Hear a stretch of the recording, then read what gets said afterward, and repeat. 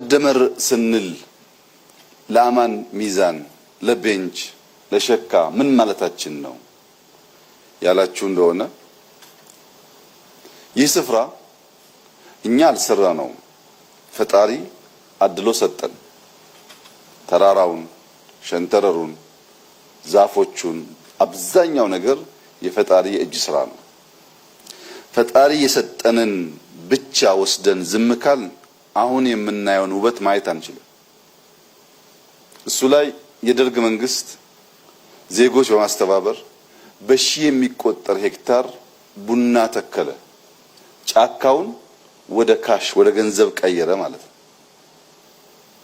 የደርግ መንግስት ይህንን ግድብ በመገደብ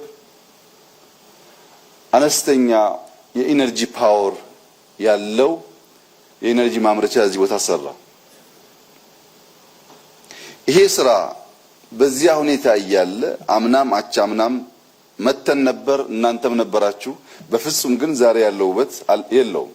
ምክንያቱም የጎደለ ነገር ነበረ። ይሄ ውበት ኤርፖርት ይፈልጋል። ይሄ ውበት እንደዚህ ያለ ሎጅ ይፈልጋል።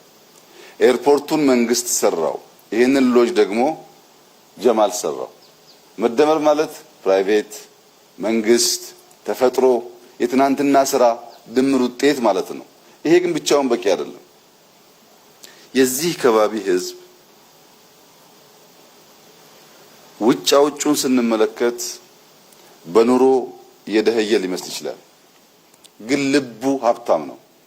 ህዝቡም ልቡ ሀብታም፣ አርቆ አስተዋይ፣ የተፈጥሮ ጸጋ የገባው፣ ተፈጥሮ መጠበቅ የሱ ኃላፊነት እንደሆነ ያመነ በመሆኑ የነዚህ ሁሉ ተግባር ሲሰናሰልና ሲደመር ዛሬ እንዲህ ያለውን ድንቅ ነገር በሀገራችን ለማየት በቃ።